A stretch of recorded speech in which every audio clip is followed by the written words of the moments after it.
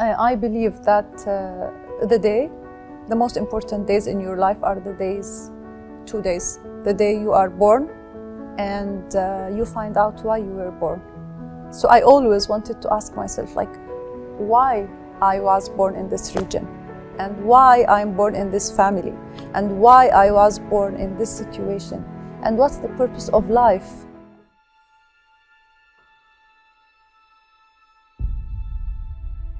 Be the first one to create something very new and valuable commercially and valuable scientifically. So I wanted to do this.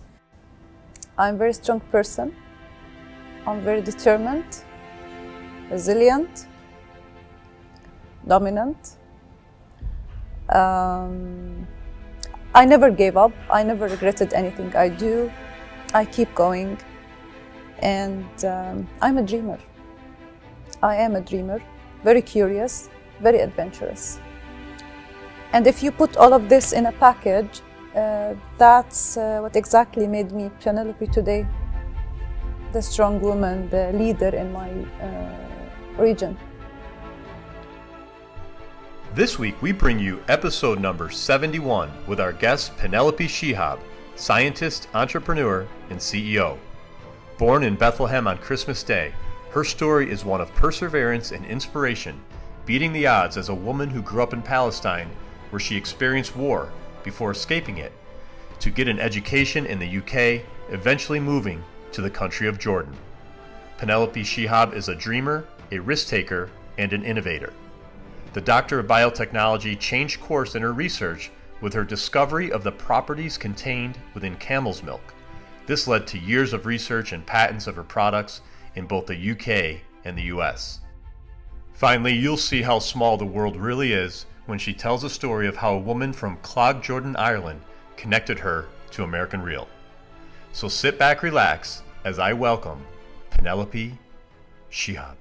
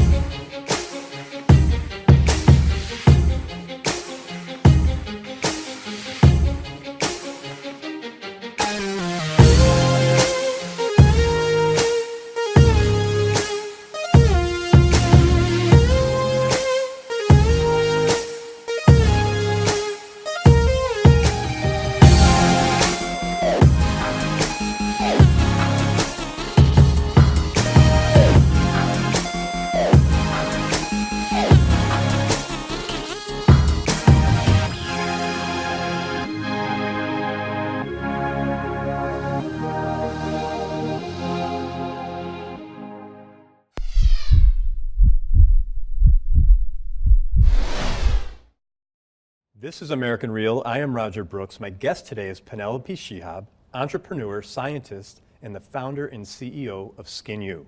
You are the first woman CEO and scientist in the biotech industry in the Arab region. Your passion is to provide solutions to healthcare problems which impact the wellness of men, women, and children in difficult healthcare environments. While searching for methods of cancer treatment, you discovered the unique qualities of camel's milk antibodies and its application to a range of medical diseases and healthcare conditions, including P. acne. The discovery led you to create the SkinU brand to help prevent and clear acne. Penelope, welcome to the show. Oh, thank you very much, Roger. I'm honored to be in your show. Thank you. And you've traveled a long way to be here. I know you've been to New York before. What's it like coming to New York? Oh my God, this is the civilization. So New York for me is the hub of everything new. It's the place where always you learn new things, you meet new people, and it's ahead of every city I know. Always when you want to learn new things, come to New York. I belong to an organization called Innovator, and it's organization for support and network for high-impact entrepreneurs all over the world. It's a global organization, and usually they do most of the activities in New York, the headquarters in New York. So I've been in the gala dinner, the annual gala dinner of Endeavor last night. Oh, wonderful. Through the research, the one thing that really stood out to me, and I know you've been on many covers of different magazines, but you're the first woman to appear on the cover of Newsweek in the Middle East. Tell us about that. How did that happen? Yeah. It happened because you worked hard for long years, and I did something new, something different, and something unique in early stages of technology and innovation cultures. So if you look today at the Middle East, specifically the Arab world, we're not yet advanced in science and technology. We're not advanced in innovations. We're trying to be part of the world legacy in that sense, but we're still very slow, unfortunately. Mm-hmm. So the thing which I did is I was part of leading that sector in my region. And that's why I was recognized for that achievement. Well, congratulations. That's a wonderful, wonderful achievement. Thank you. And speaking of science and technology, you also were ranked number 16, one of the most influential Arabs in the world for Science and Technology, Arabian Business Magazine. So Arabian Business Magazine is one of our prestigious and trusted magazines in the Middle East. And the reason why I was in that list is my patents over years. I started 13 years ago a company called Monojo, and Monojo stands for monoclonal antibodies in Jordan. And that was my specialty. I started with cancer research to try to find a new therapy for cancer. I was like obsessed with that technology. And it didn't work. I failed. So over the 13 years, I was able to protect 3 technologies, and 2 of them based on antibodies, and I commercialized one. That's why I was the voice of science and technology, especially for women and for men, of course, but more as a woman. Sure. In that world, and I was always stand up for women to be empowered, to be in the leading positions, not only in science and technology, also in leadership positions in the Arab world. So, and that's get them to put me in that list, and I am really honored and humbled to always to thank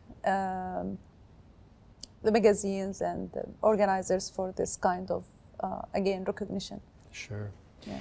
And tell us what came out of this recognition? Anything as far as opportunities to be able to speak to different groups? I'm sure there's been lots of interest in you and your story since that. I get to do TEDx, which I loved so much, and you know how spread is TEDx. It's all over the world.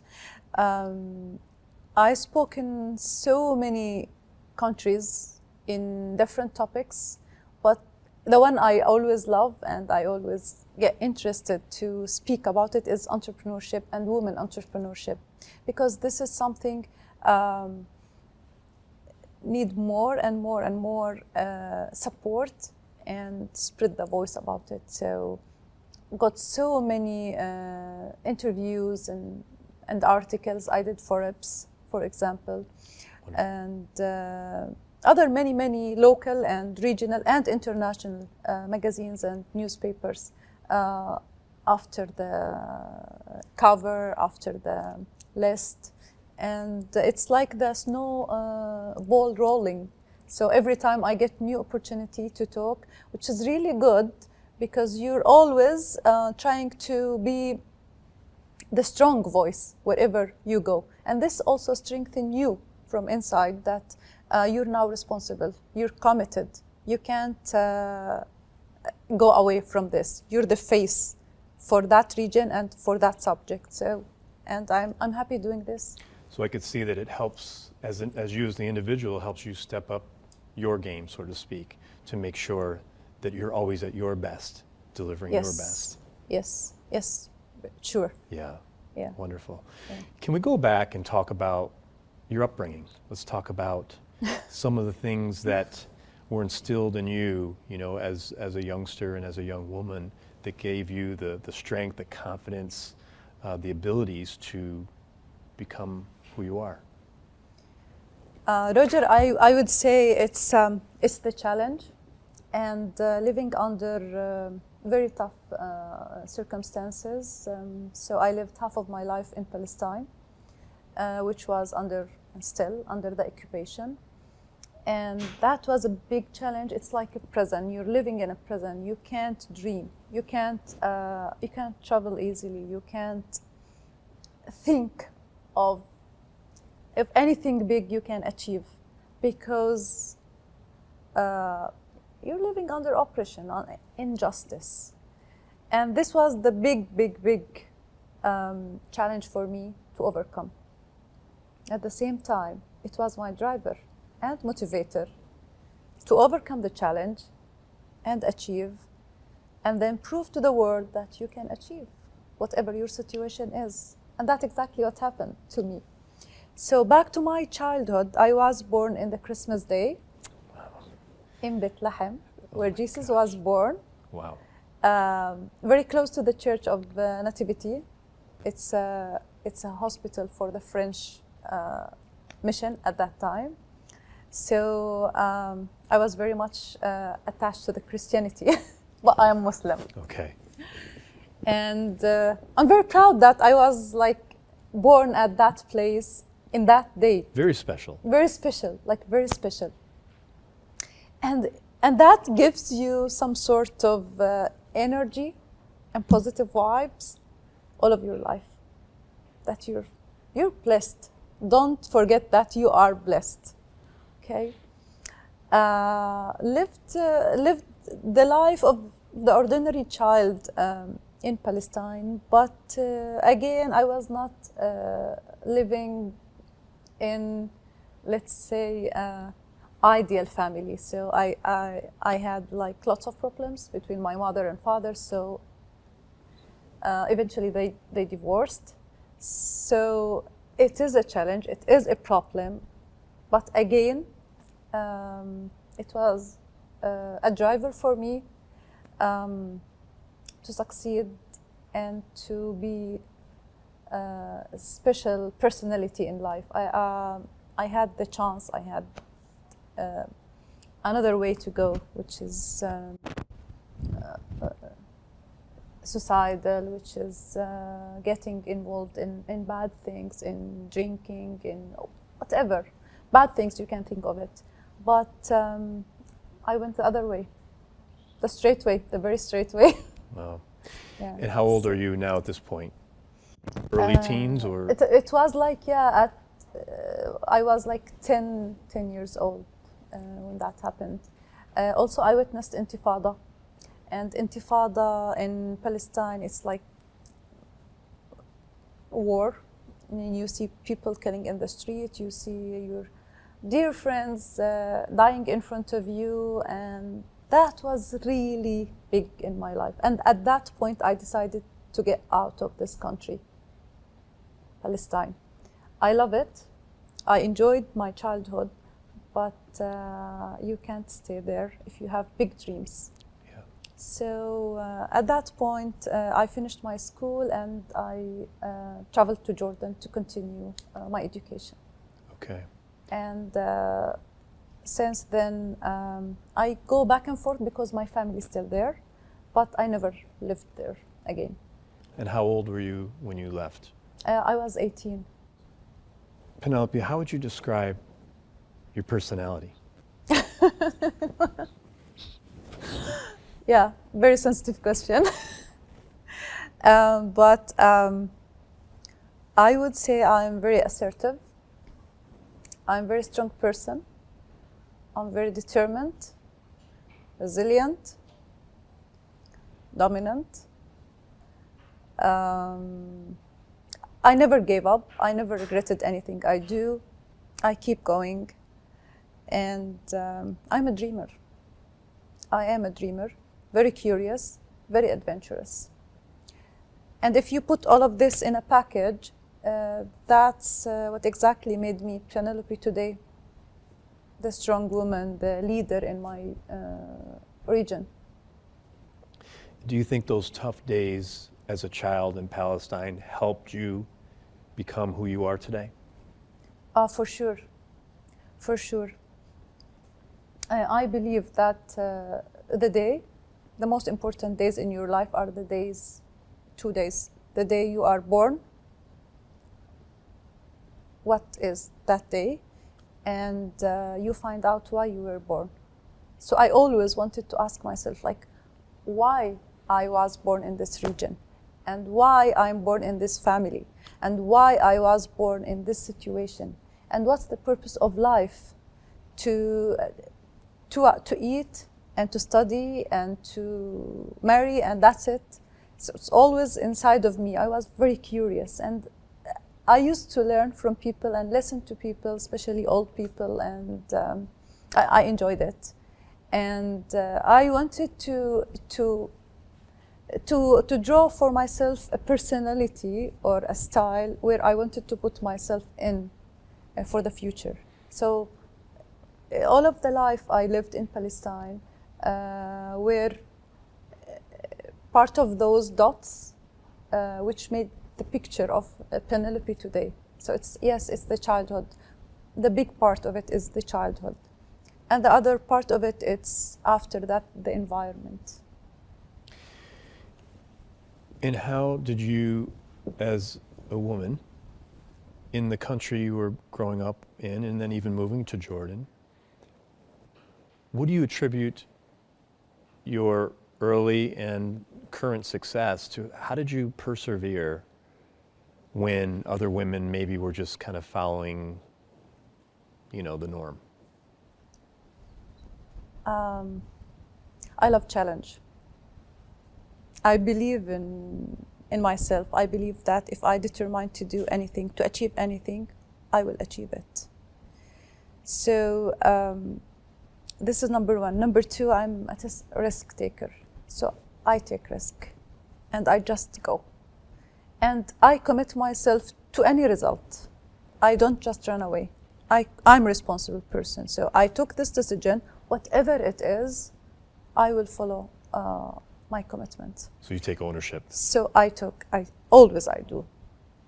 And when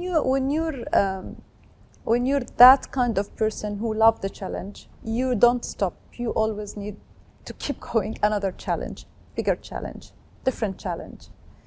So you can say that this is genetics and blood and natural with your personality and your body, but at the same time also environmental. So I was raised by a very well-educated family. So my father, he's a lawyer, he's a businessman, he's very well-educated, very open-minded. So education for him was essential, number one. And anything after education is your responsibility. It's not my responsibility. So this is always in the house. And it's the only way to go all over the world, achieve whatever you want, get a good education, the best education you can. So it's again the family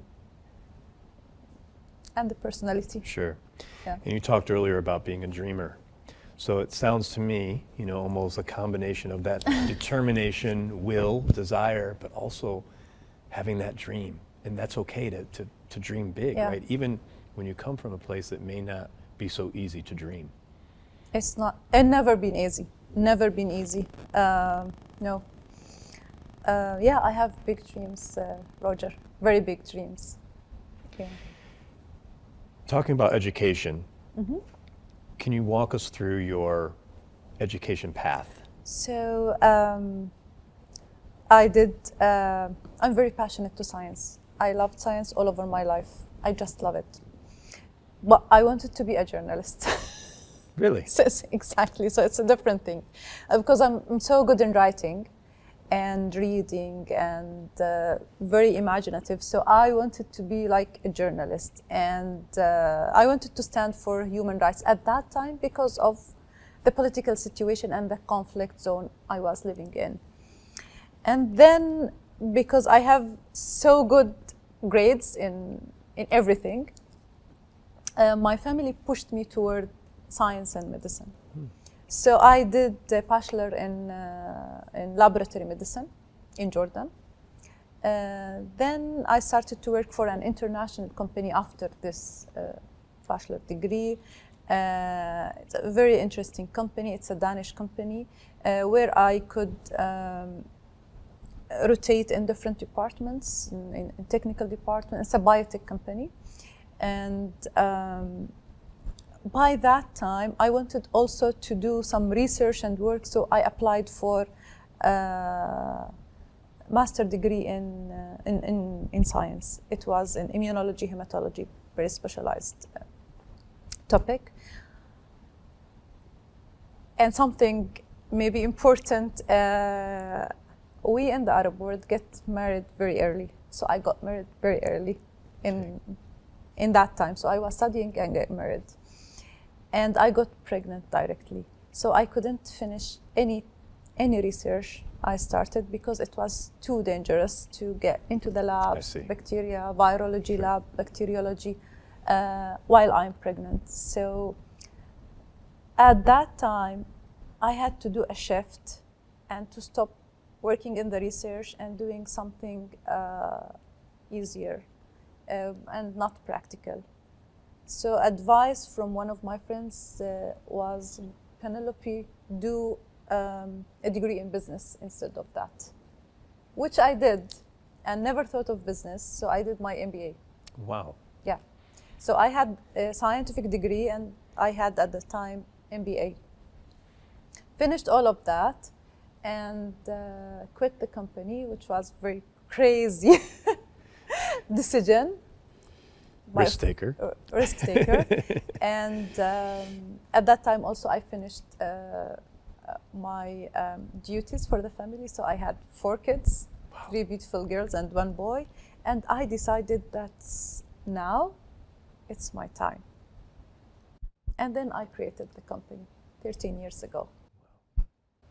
I wanted to do that kind of revolution in the Middle East in pharmaceutical. Revolution there means innovate something, be originator, be the first one to create something very new and valuable commercially and valuable scientifically. So I wanted to do this. In the Middle East, we have very strong pharmaceutical companies, very strong ones, but all of them are generic drugs. So we copy Pfizer, we copy Eli Lilly, we copy the big ones, and we do this generic drugs and we sell it in less prices. I wanted to be Pfizer. That was my dream. So I wanted to be that person who changed the industry itself across the Middle East. I didn't have money. I didn't have support. I didn't have mentorship. I never ever at that time started any company by myself. But I see myself doing this. I'm sure that I can do this and I can succeed in this. So the only way there to start is to ask friends and family, and everyone can support you to support you, which I did. And because I wanted to create a science company and research company, you are able to apply for grants, for research grants, which I did. And I started all the instruments, the labs, the facility itself by grants. Yeah. But you need to see me at that time. I was working like crazy people, sleepless nights. I can't concentrate in anything, just my work. And just the plans which I'm putting, I have to finish this tomorrow, I have to finish this lab tomorrow, I have to hire people, I have to talk to investor, I have to do this. So that was crazy 5 years in my life. Most of my plans failed, didn't get anywhere. Until one day, a woman came to my office and she was saying that, Penelope, I heard you're working on cancer treatment and I want to tell you my story. So I said, like, please. And she said, I had a cancer for some time and it was a hopeless case, very bad case. And my father, we're very humble people, we're very poor people. We're from living in the desert, and we have only camels and tents. And my father recommended me to drink the camel milk daily, which I did. And by the camel milk, I got cured from cancer. And I said, like, really? Why and how? And because I'm very curious, I wanted to study why and how, and to study that case, and to study the camel. And that's what exactly happened. So I started to understand this animal and how it works. And here I started to shift my interest from cancer into the camel and what's unique in the camel. And the story started from there. Lots of interesting findings of the camel. The camel will never ever develop cancer by its psychology, physiology, and anatomy. They don't develop diabetes. Even if you induce the camel to develop diabetes, if the glucose goes until 1,000 something, and we did this experiment. The balance, adjusts. Yeah, exactly. The balance inside the camel and that kind of insulin inside the camel is very different, which we don't understand till now. Is that the only mammal that? Yeah. The other thing is, because I'm specialized in the antibodies, so the camel antibodies are very unique compared to other antibodies. The only two different or similar antibodies in the world are the shark and the camel antibodies. They are very small and tiny. They are called nanobodies, and they have very special characteristics, which we patent and started to work on. So this is like very general about what we did. Going back to my education, when I started the company, I met a professor in the University of Cambridge, and he started to supervise all of my research. And I wanted that credibility to be linked with a very big, prestigious institute in the UK, and he gave me that opportunity. And he asked me to pursue my PhD on biotechnology, which I did. And I was trying to get all the research which I did in my company to be part of my thesis and my work and my publication. I ended up having the patents and good publications, and the most important thing that was I wanted to commercialize the findings of the research. So usually the scientists, they publish or they patent or they speak about their findings, and they don't commercialize it. It's very, very tough to commercialize what you have and to make money out of it. And at that time, I didn't have the experience to do this. So fast forward. Yep. The just so I'm clear, the research with the camel came after all that? After all of that. Okay, great. Yep. Okay, great. So Penelope, how rare is it for a woman, number one, to be in science? I think that's very interesting that your family pushed you towards science. That's wonderful. Yeah. But how rare is that in the Arab culture? In our region, we have so many scientists, but most of them, let me say, all of them are academic. So they are teaching in the universities, and they do their research in the universities. That's it. We don't have any scientist who did a commercial business, a scientist who went to entrepreneurship. So I'm the only and the first one to do this in my region. And I can't help but think of you getting your MBA, Yeah. how that probably helped all that come together. Helped a lot, yeah. So, yeah. It's not only my MBA. During my journey to get finance my company, I met an investor, and he's the founder of the biggest pharmaceutical company in the region. It's called Hikma Pharmaceutical. So he's the founder and the investor. His name is Samih Darwaza. He just passed away 3 years ago. Oh, I'm sorry. So Samih mentored me, and because this was a big challenge for me to go from a technical way of thinking and mentality into business. So I need to understand what's the meaning of marketing, what's branding, what's manufacturing, what's exporting, what's importing, what are the regulations for that, and this, what's the... All components. All components of business. And he wanted me to be a global businesswoman. So he was the one who brought me from the science, took me out of the science and research and the labs. And he saw that I'm very capable and going to be a very successful business person, and mentored me for 8 years to be who I am.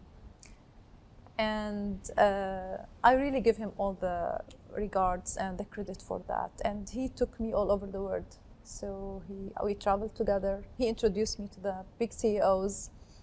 He pushed me to talk in front of important people because I used to scare, because I didn't have that confidence of myself to talk about my project and my aspiration and my dreams and what I'm doing, and even my patent. I was shy to show off that I did this, because out of the Middle East was new for me. So he is the one who took me from this region and this way of thinking into the global, and showed me that you can be one of those successful people and you have the potential. Just go. Wonderful. He's an amazing man, amazing man. He was like my father, my friend, my mentor, my major investor. So he invested heavily in everything I wanted. He never said no, Penelope. Every time I say, Samih, I need this amount of money to do this, to expand, this is my plans for next year, it's always say, approved. Because he believed in you. He believed in me. And mentorship is so crucial, so important for entrepreneurs, for scientists. Very important to have a mentor who believes in you and guide you. So for people out there that are seeking mentors, and it doesn't matter what field, what advice do you have for them? Is it just putting yourself out there? Is it? I'm offering myself always and helping, but this is not enough. The message which I always spread there, that be open to the outward. When you're in a closed environment, you don't know what's going in New York. You don't understand how it's work in London. But if you give yourself the way to open your mind and to open your life to receive different people and people who are interested to help you, and you convince them to help you, I think this is the only way to connect with the world and to get people to support you. Because today, and this is not secret, we don't have the experience and the success which the US have in all sectors, in every sector, not only industry, in media, in everything. Okay, so the only way today is openness and communication, and this is today is available because of the technologies. You can talk to anybody on LinkedIn, you can talk to anyone on WhatsApp, you can connect with people in the conferences, in the workshop. Just go. I always tell my people in Jordan, go. And I created some projects for them to get them to incubators in Europe and in the US to start up their companies outside of Jordan. Jordan is a very small country. We're 10 million people. And it's not very advanced. So the only way to do it, to make it, connect with the people who've done it. So being open, not being afraid to put yourself out there, connecting with the outside world exactly. as much as and you can. And I know, because I had this experience, there are so many people who are very interested to help and to support and to give experience and to give hand to others. But my people, they don't know this. They don't know those people. So I'm trying to get people also together, connecting them together, and go. And how big is it to be able to ask for help, right? I mean, it's one thing to put yourself out there, but you have to also, you can't be afraid to ask, right? Of course, yeah. No, it's tough. It's tough for people to ask. They can't make it easily because they don't know the other. When you're new to a country or to a place, it's not familiar for you. You don't understand the culture. You don't understand their ins and outs. You feel they are stronger than you. You feel that you're less than them. You don't have the courage to ask. So here you need to build the confidence on people. And building the confidence is not easy also, but it comes by more communication, by more training, by more mentoring, by more giving them role models and stories to follow, inspiring them, motivating them. So many ways to get people to be confident that they can connect, they can ask, they can get a positive answer from the others. And how long did it take you to build that confidence within yourself? Because you said early on you were timid. Yes. How long did it take you to develop those skills to be confident enough to stand up and talk to a CEO about your patents? In terms of time, it never took me a long time because 1, 2, 3 meetings with people or being in a conference talking, you just break the ice, mm-hmm. And you feel like, okay, it's not so tough. I did it, and people, they were just so happy, and they received my lecture very well, and by this, time by time, you build up your confidence that you can speak. Right. But I also took very very long training for myself, self-training, and I did some public speaking sessions, and I did so many things to build up my capabilities. It's not only just go. You have to go confident. Right, and you have to work at it. You need to work at it, yeah. I also read books. I ask people. I like to listen to people. What do you think of this? I'm going to talk in London on this conference. Have you been there? What is it about? How it's look like? What do you think of people? Are they so sophisticated? Do you think I can easily mingle with people and talk to them? Do they accept me as I am? Or are they gonna just ignore me? You don't have all of those answers until you do it yourself. And then you can tell people, no, go, it's easy, people are nice, they will receive you, they will like you, they will encourage you. So this is how it worked with me. What's your opinion of the US and I guess the culture and how they accept, say, women coming from the Arab world? You know, Yeah. we still have work to do It's here, or lots of work to do, lots of work.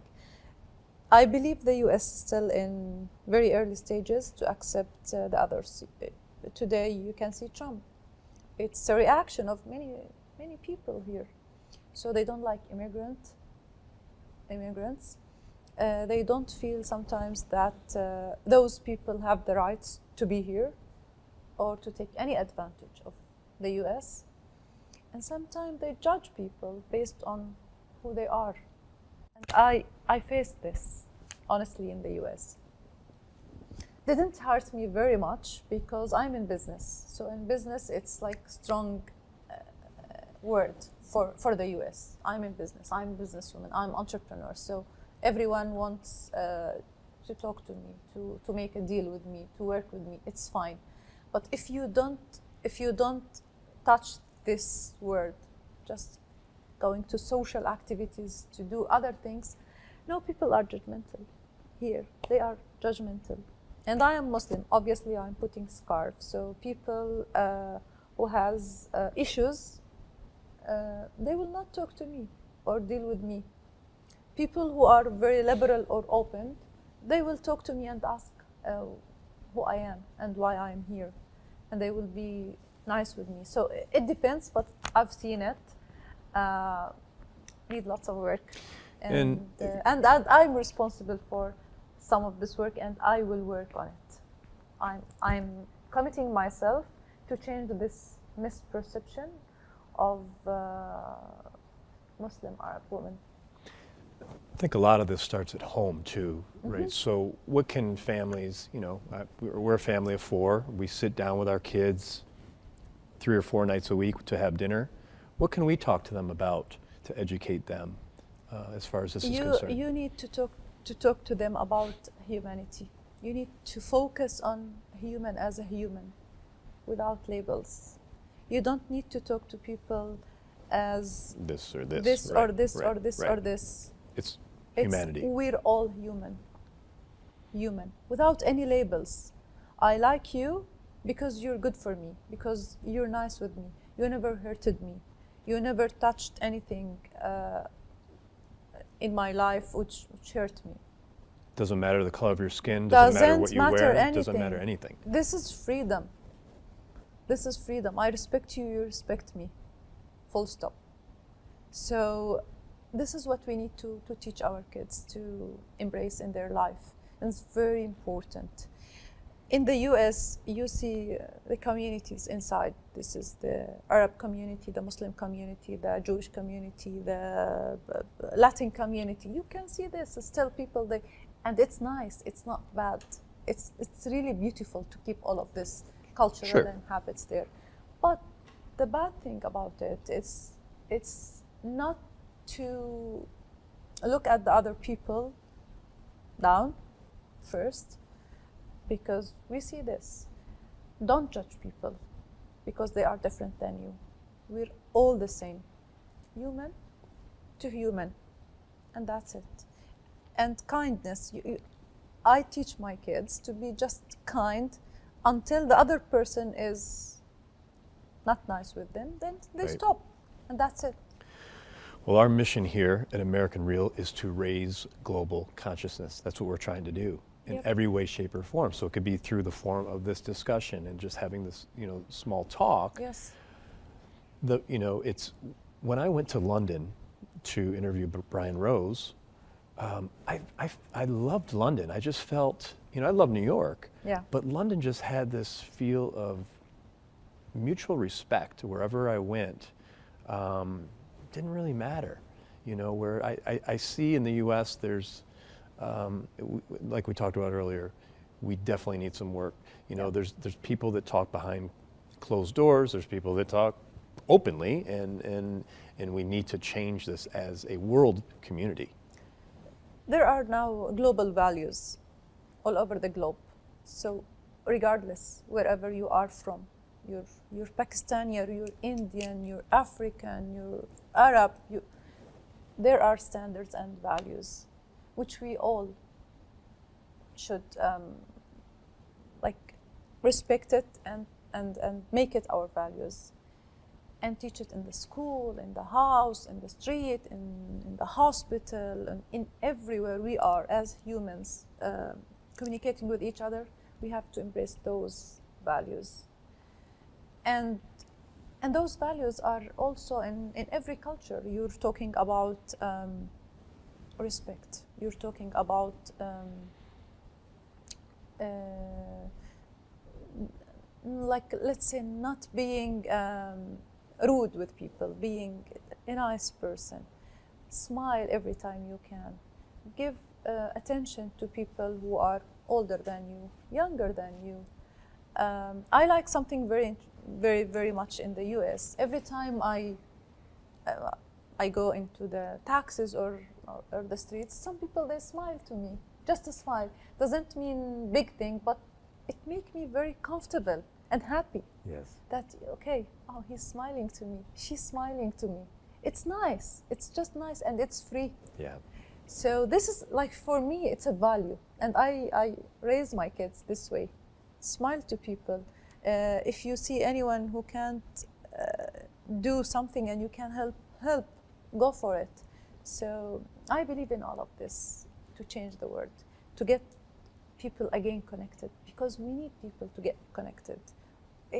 People are sick of haters and crimes and wars and conflicts and all of the bad things in the world. So, right.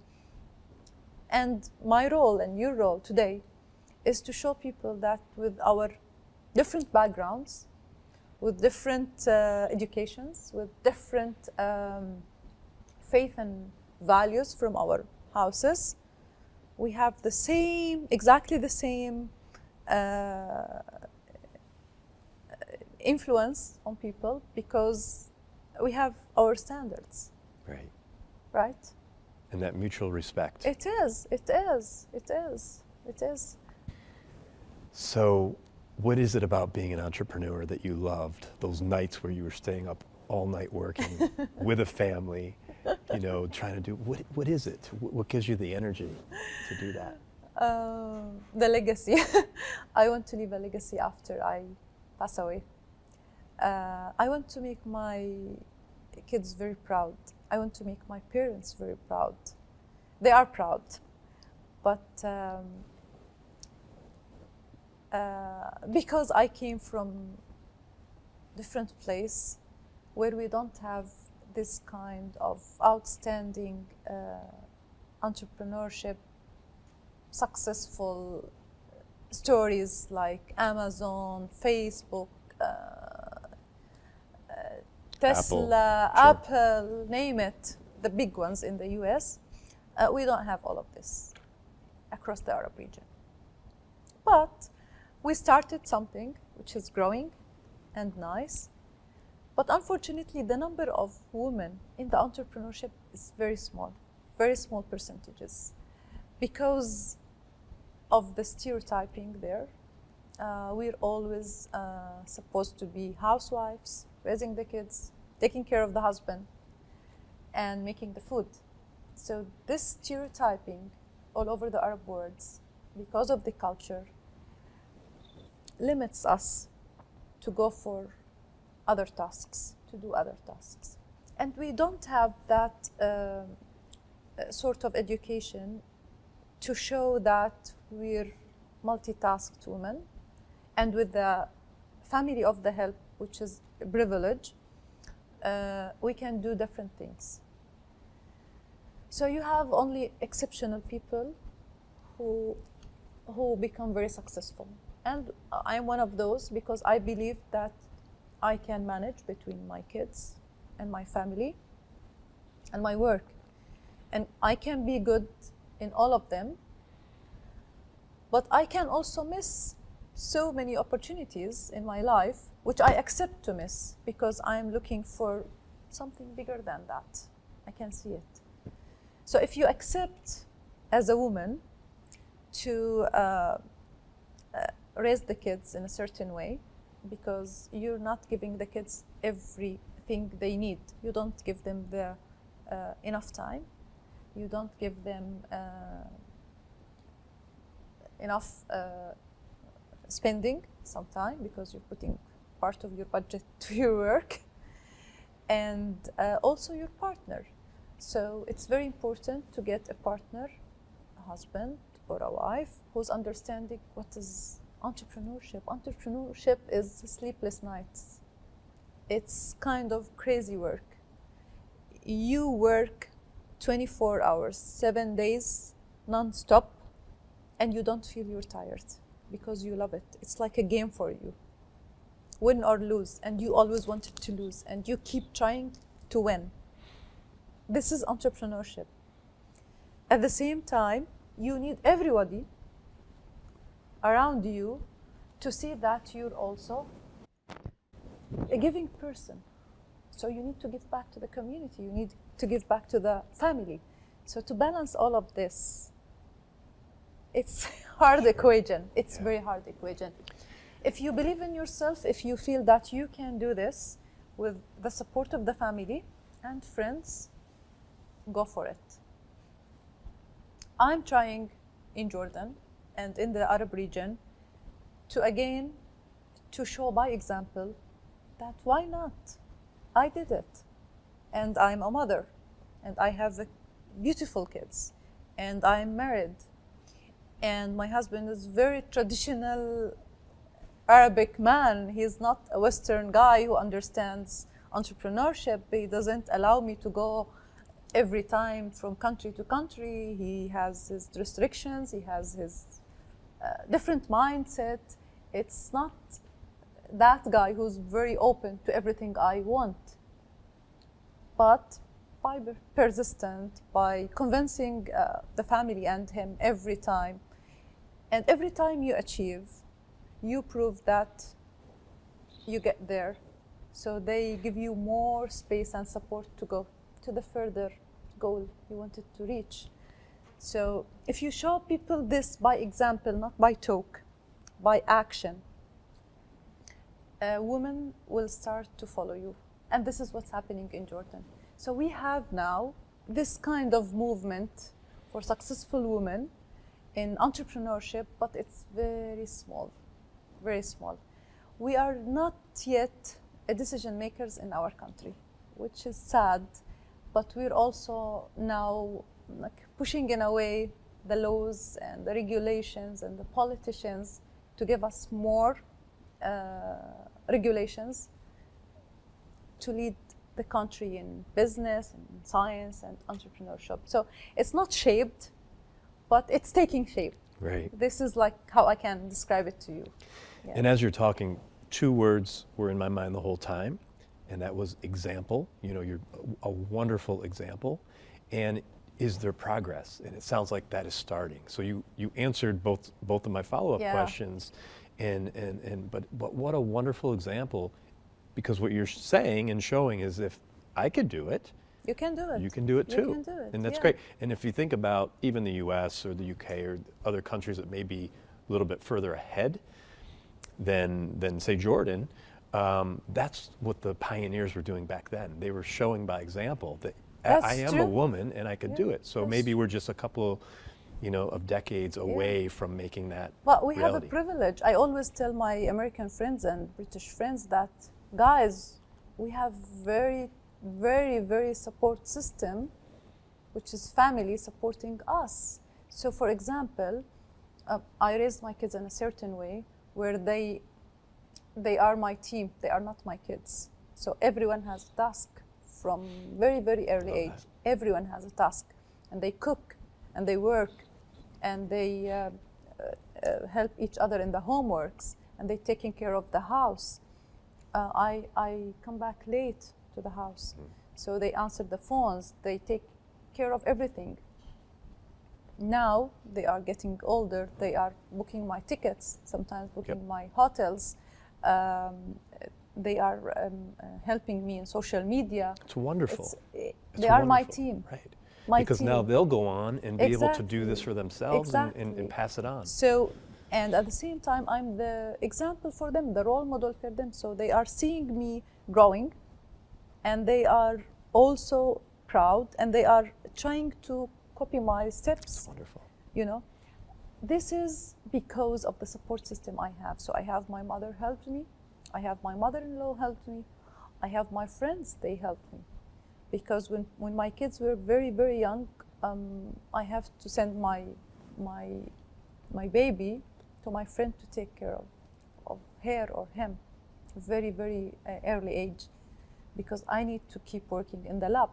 I can't just leave the experiment and go. It's not this way. I have to finish and then take care of the kids. So if you don't have that surrounding you, it's tougher to get family and kids and successful work. Versus the US, my friends here, they are not so much encouraged to get pregnant or to get married or to create a family because they don't have the support system to support their career pathway, to be successful in their career, and also to have a very nice family with them. So this is advantage. I always tell them, look at what advantages you have. Yes. We have this. Let's use it. Let's utilize it. Let's privilege this. Why not? So teaching people the strength point we have and the weak point we have to use everything for success. And it's being creative, right? You had to think of all these things. It doesn't just happen. You have to. It takes time. It takes energy. This is by reading, Roger. I used to read so many stories and novels and books. And when you read about people and their stories and their how life, they figure things out. Exactly. Right? Sure. You learn. Okay, this woman, she got successful because she did this. Okay, I will try to do this. So this is because of reading. Today, you can do this by following the videos, the social media, all of this. You see people doing things and they are capable to do it, and you ask yourself, okay, she did this, she's in my age, she's in my situation, and she's living in the same environment. Let me try. Today, it's easier with the technology. Well, what I love is I see that you're opening doors for other women. Yeah. A lot of other women, and as your career goes on and as you grow and as your kids help you with building your social media and everything else that you have going on, this is going to open doors for other women. And how does that make you feel? Proud, happy. When you see yourself in that position where you put it for yourself long time ago, and you're reaching this, you feel you're flying. It's just, you're very happy, and you need to do more. Right. I was just going to say you can't stop. That's right. Okay, I reach here. Now I need to go there. Right. So that's wonderful. this is what's happening. Yeah. And I'm very ambitious person. So I want always to do much more. Yeah. Can we talk about the product a little bit and the patents that you're working on and why it's important? Maybe not so much from the brand perspective, but just what you're doing, the work itself, and how it's helping people. You remember we just talked about confidence, and I always call my products, it's your secret to gain confidence back. Acne is a very bad skin problem for kids between 11 years until 30. Talking about millennials mostly. And the girls and the boys, when they feel they are not so beautiful, they lost their confidence, and they don't want to socialize, they don't want to appear in front of people, they don't want to make things, and this will demotivate them. So I always talk about it. It's not only a skincare, it's only a confidence care. So you gain your confidence. But the beautiful thing about it, it's a bioproduct. It's a product where it has no chemicals in it.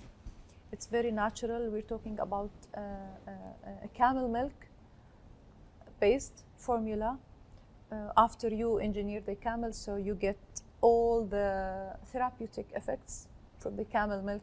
Cleopatra used to take bath by the Really? camel milk, by the way. Didn't know that. Yeah, no, she did. If you read the history, she used just to relax in a bath tube with camel milk and drink camel milk. So, and she's known as beauty icon in the history. So, it's a bio skincare, bio cosmetic, and very natural. It's French products, but we're talking about the US now, so we might produce it in the US. We sell all over the world. It's getting more and more interested for people when they use it, because they feel that it's really changing their skin and it's not harmful at all. It's also keeps the face hydrated.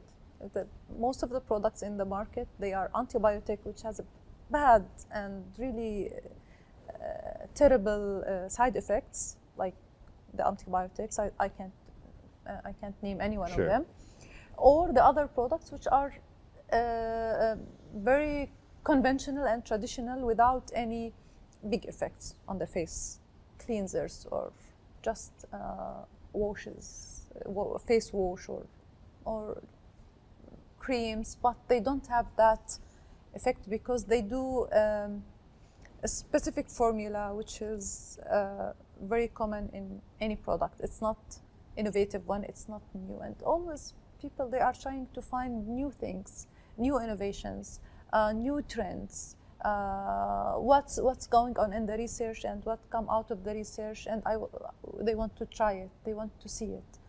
And this is for me an opportunity. How long did it take you to develop this formula? 13 years. Wow.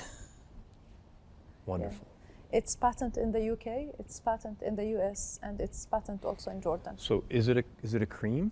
It's How a do you apply topical. it? It is, yeah. It's a typical treatment. We can call it. It's different forms. And does it stay on your face? Stay on your face. Okay. It's like a regime or system. So you have to clean your face with a face wash in the morning. Then you apply whatever good for your skin type. So you need to know what skin you have. If you have dry skin, you need to use cream. If you have hydrated skin, you can use gel. It's also according to preference. So boys, they prefer gels. Girls, they prefer cream, so they can wear makeup. And there's a spot product. So you put the product on the pimple or the spot. So it's a different kind of products, and I'm not here to promote it. Sure. People can go. No, and I'm just search curious it. Yeah. though, why it's different. I was also curious, are there any other companies out there using camel milk, or is this? This is the only. Yeah, this is the only company which uses this technology, a biotechnology, antibodies-based product line. The only one in the world. Incredible. Yeah. And it's not yet available in the U.S. It's available in the US. Oh, it is available in the Yes. U.S. Excellent. Yes. Okay. You can buy it on Amazon. Okay, great. We'll be looking. Yeah. That's wonderful. Now, people that don't have acne, are there any benefits for its use, or is it really specifically for I acne would say treatment? yes. I would say yes. But as a scientist, I always need a proof. If I tell you this is good for your Right. skin, Right. so I need to show you an evidence.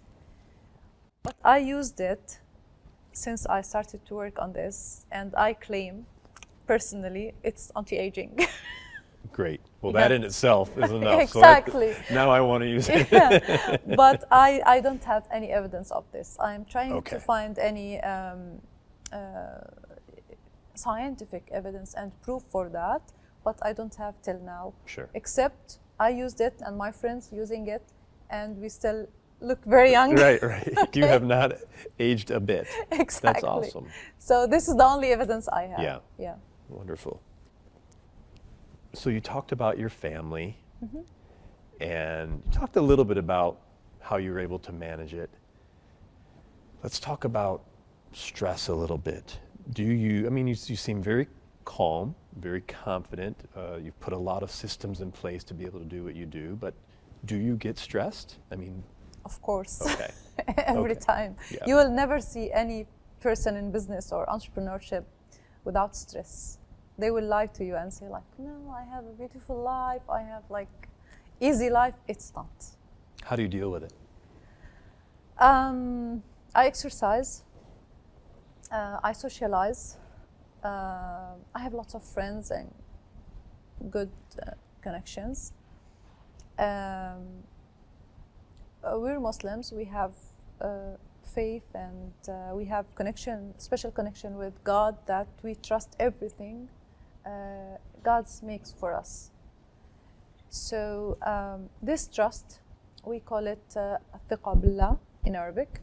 So I always feel that God is with me, protecting me, blessing me, showing me the road, choosing with me where I want to go. So I never feel scared of anything I want to do, because I feel big power is protecting me and always with me. And this is all of my life till now, and I think for tomorrow. So it's more belief. And also we practice, like we have fasting month in Muslims faith. It's called Ramadan. We pray. We have our special celebrations and religious activities, which all makes you very calm down always, and confident and happy, and you can do more. The other thing which I feel always positively affecting me is helping people, is taking care of people. I never been a poor person.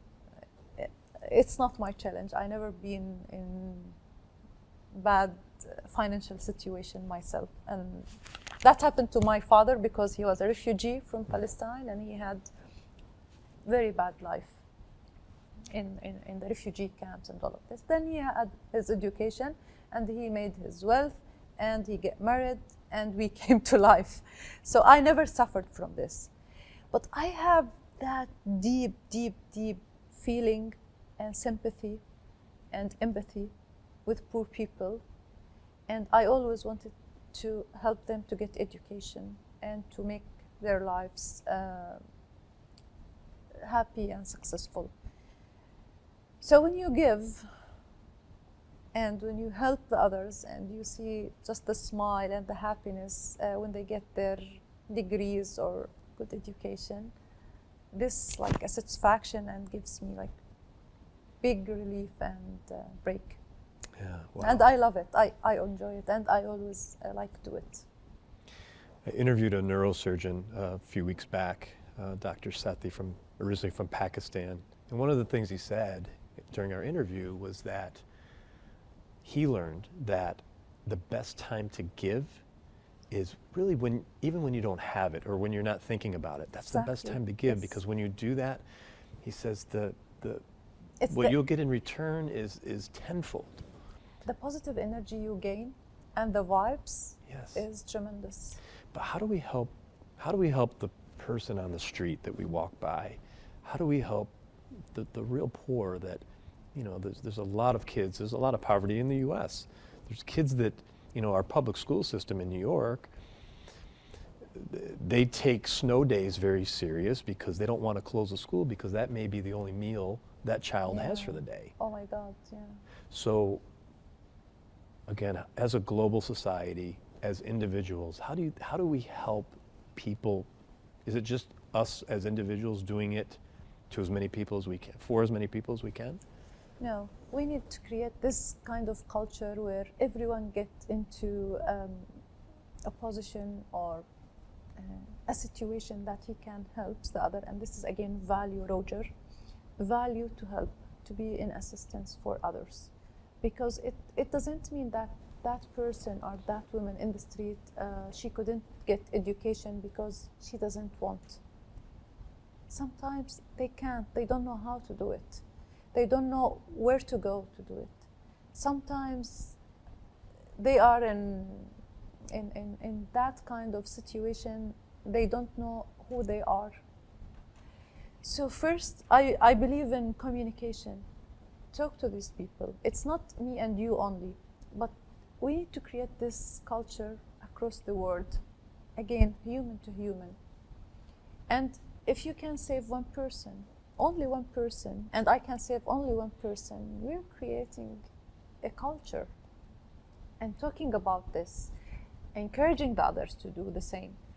And then creating companies, creating NGOs, getting the celebrities, getting the politicians, getting everybody to do the same. You're changing the world. But if I don't care about that woman in the street, and you don't care about that man who's we don't know who is he, nobody will care. It starts from us. It starts small, and it grows. Yeah. So I believe in this. In the Middle East, we had Syrian refugees. We had that big war in Syria, and we influxed, Jordan influxed 1 million or more It's a lot. refugees.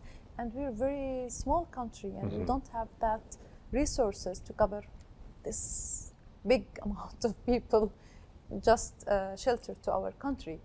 So it was very nice of the people in Jordan that they started to host the refugees and to give them food and give them some sort of jobs and get them to calm down after the war, and then try to find ways to engage them socially in the society until they get relieved. And some doctors, psychiatrists and psychologists, they started to work on their personality, because those people are down. They are just in a very bad disaster situation. So we solved it individually in the country, because the government it can't get to help all of those people. So it was like mutual between people, families, and the government to make this at least an assistance to refugees in Syria. And it's now a culture in Jordan. We're always receiving people in problems coming to the country. So it become like easier for us to help. But I could see what you're saying too. It's really a global issue. So when things like Syria happen, the world needs to kind of band together better to say, okay, we'll take 1 million, you take 2 million, and so the people don't suffer. Because at the end of the day, that's what it's about, is helping the individual where it's not their fault. They're a victim of what occurred. Yeah. And we've seen it more than Americans. Americans always in peace. They don't have wars. Like the last war they had, I think Vietnam or Iraq. Well, Iraq they don't. Right. Some people went there, but your generation, you never been in wars.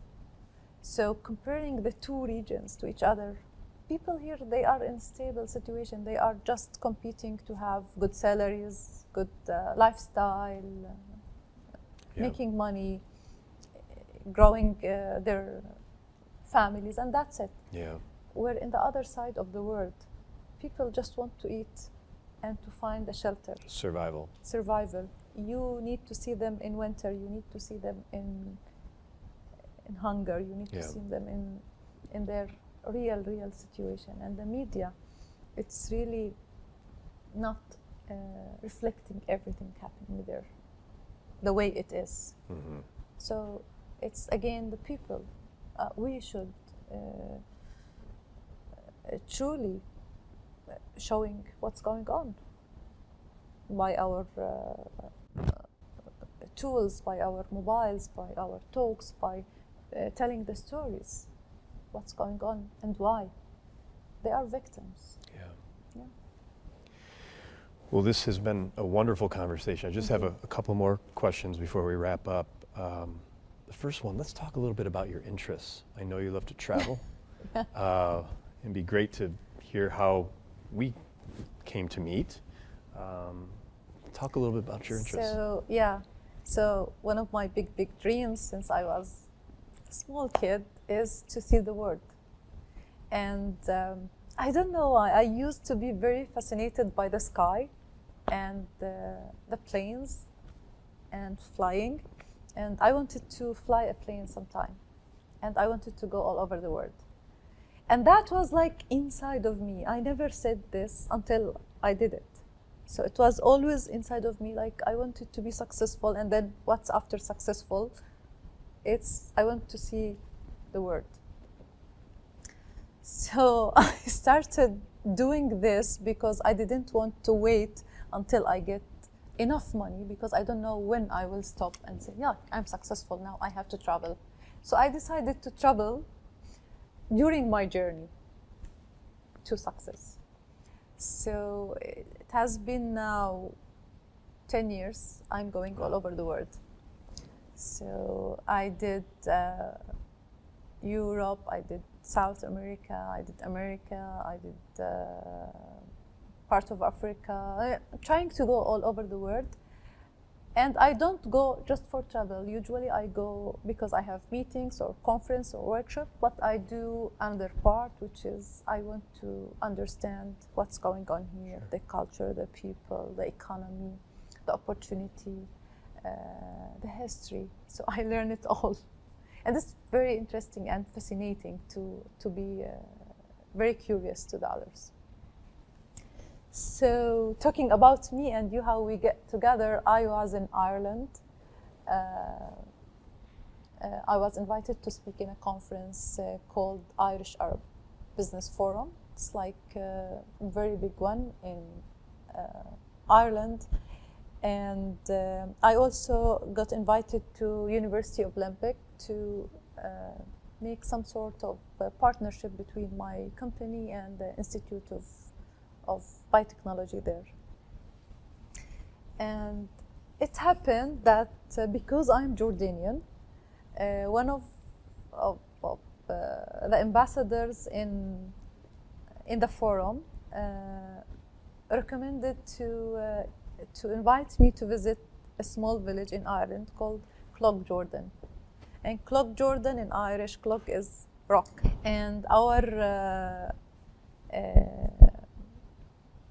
honorary council, he's a very nice person. He's a businessman, and he brought another rock from Jordan River, from the baptism site, again to celebrate this new rock in Cloughhjordan.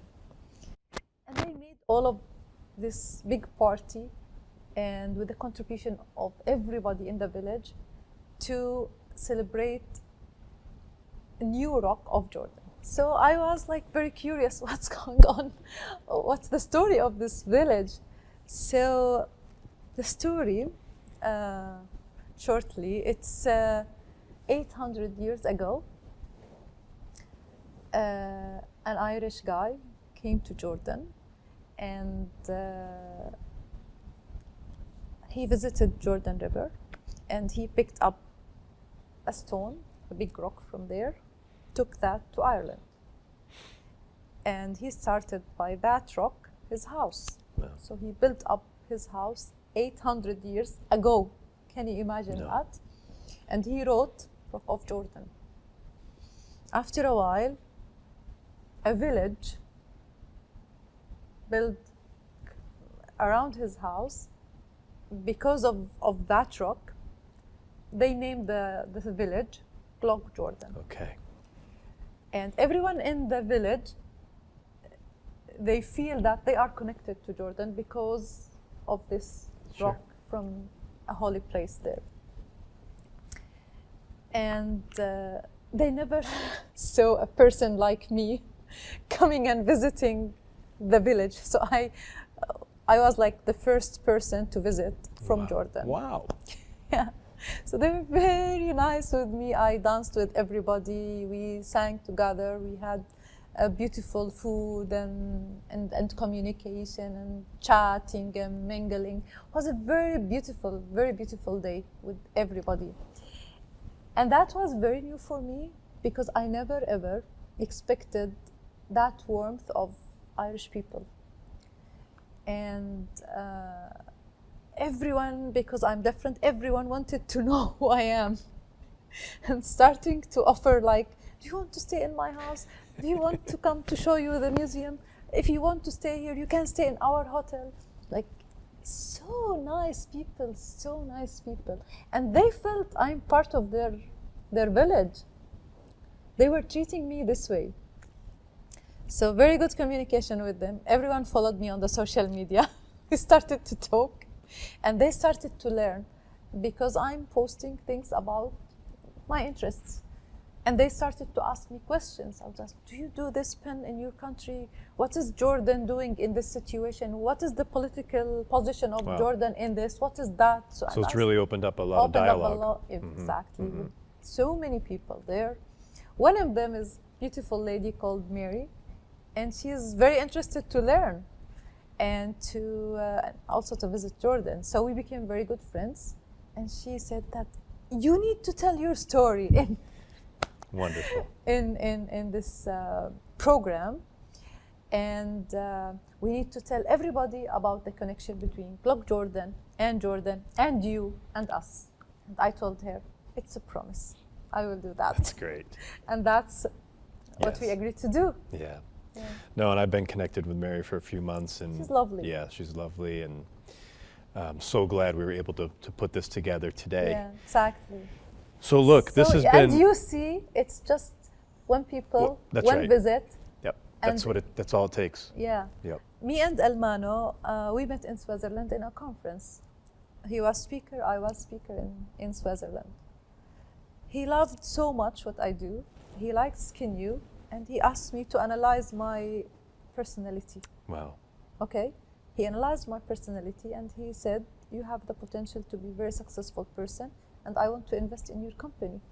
And he invested in my company and we became partners. Wonderful. And he opened Brazil for me. So again, it's just, you have one person. One person, communication, talk to the other, be open. And travel for me. Right. Because opportunities come with going there, see them. People need to see you. It's not a phone call. It's not an email you send it. No, I need to see you live and talk to you and feel you. And then it's so much exactly. better. And then business comes, relations comes, whatever it is. It's next. Penelope Shihab, this has been wonderful. Thank you so much for being on our show. Thank you very much. Before I let you go, one last question. We talked a little bit about it earlier, but I would love to know, ultimately, what do you want your legacy to be?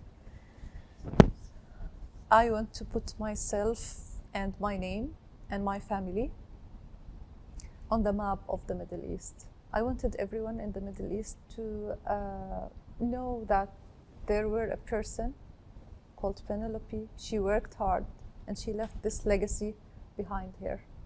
And this is an example for people to follow. So it's about just being there and making a difference in the region where you are from. This is number one. Number two, I wanted to make a difference in the Western world, that they also can recognize there are people who can innovate, who can create, can be very successful with all the environment and the situation they are in, but still they can do things useful for the others. So this is the only thing I want to leave before I leave the life. Well, wonderful. Well, thank you so much. We appreciate it. Thank you. And we'll be in touch. Thank you. Of course. Thank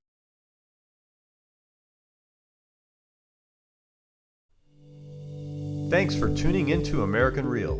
Be sure to visit our website, americanreal.tv, or search for us on iTunes or YouTube for past episodes. While you're there, please rate us or leave us a review, as that helps others find our show.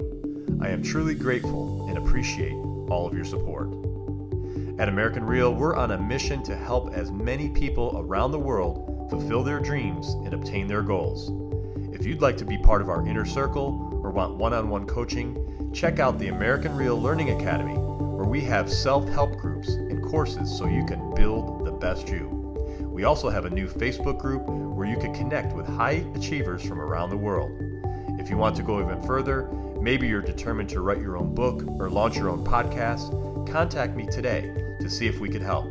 You can reach me through Instagram or Facebook, or email me directly at roger@americanreal.tv. And speaking of podcasting, our next course will be starting soon. So if you're interested in launching your own podcast, join me and Podcast Your Passion. I'll take you through my 8-week course where I'll mentor you to build a world-class podcast. I'm only taking on a small group of people who want to share their passion through broadcasting, where I'll have you up on iTunes and YouTube within weeks so you can podcast your passion. Click on the link below for more information. Thanks for tuning in, and we'll see you next week.